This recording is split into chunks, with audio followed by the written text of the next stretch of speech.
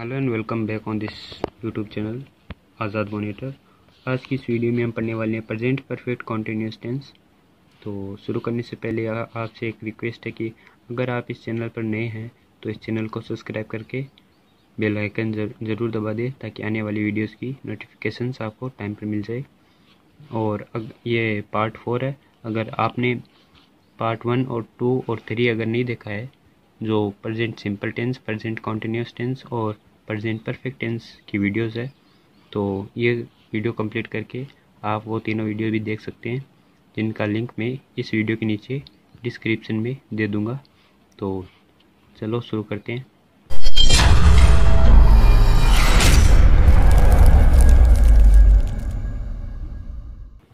Present perfect continuous tense Hindi में इसकी पहचान होती है कि अगर वाक्यों के अंत में रहा है, रही है या रहे हैं आदि शब्द इस टेंस में आते हैं तो इस टेंस का यूज़ होता है।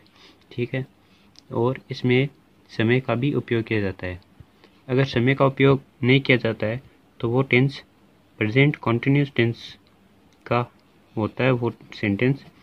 तो और अगर समय हो जाता है तो प्रेजेंट परफेक्ट कॉन्टिन्यूस का सेंटेंस होता है। ठीक है। तो समय से पहले हम सिंस या फॉर का यूज़ करते हैं। और अगर आप ध्यान से देखें तो रहा है, रही है या रहे हैं, ये जो पहचान होती है वो प्रेजेंट कॉन्टिन्यूस टेंस की पहचान है। मगर जब समय अगर ऐड हो जाता है तो वो tense present perfect continuous tense का हो जाता है। ठीक है। तो देखते हैं सिंस और फॉर का यूज़ कहाँ पर हम करते हैं।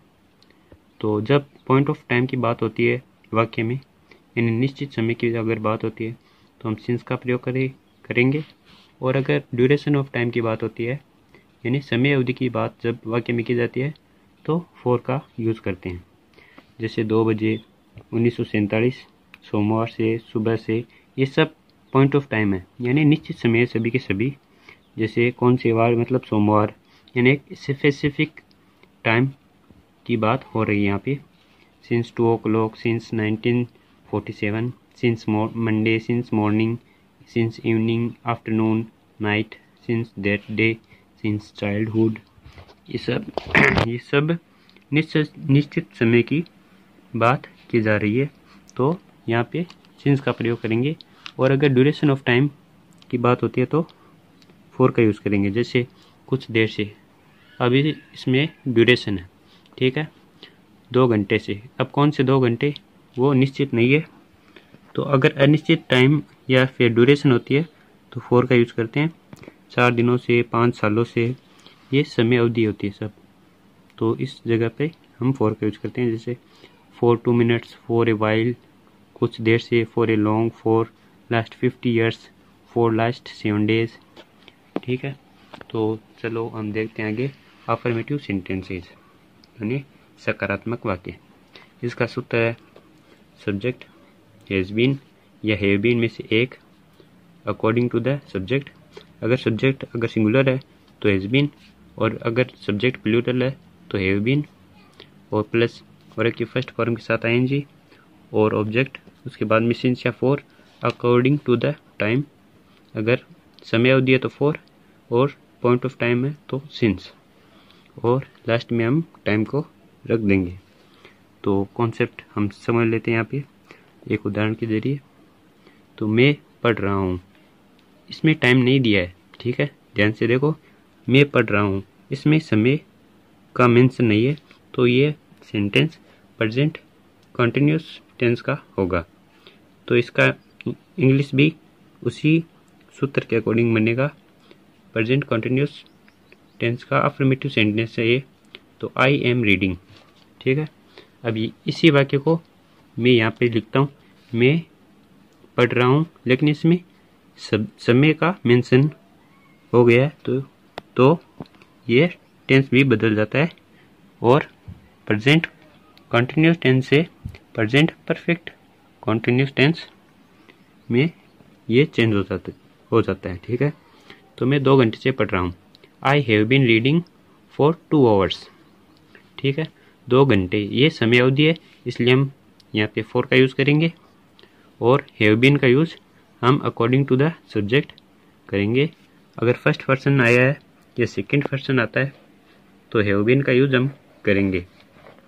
ठीक है, तो हम एग्जांपल देख लेते हैं। और वह सुबह से क्रिकेट खेल रहा है। He has been playing cricket since morning. सुबह से यानी एक निश्चित टाइम हमको यहाँ पे मिला है, तो निश्चित टाइम के लिए सिंस का यूज़ होता है।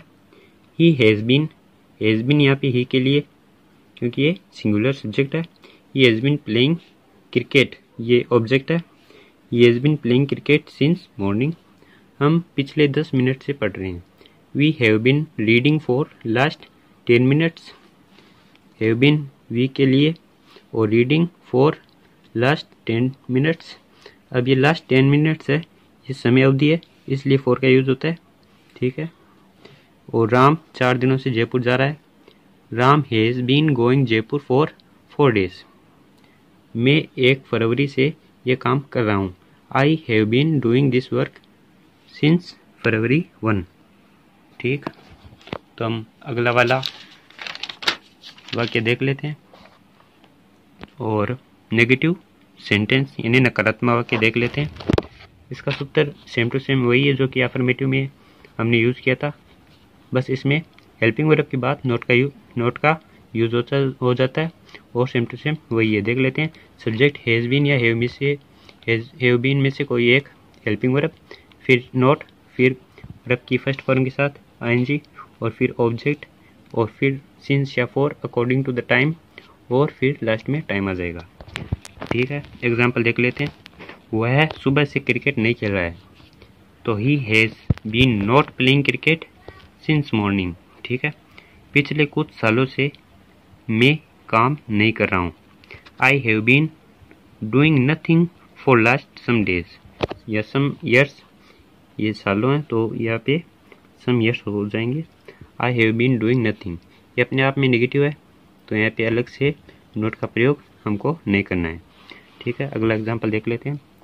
तुम पिछले सोमवार से स्कूल नहीं जा रहे हो।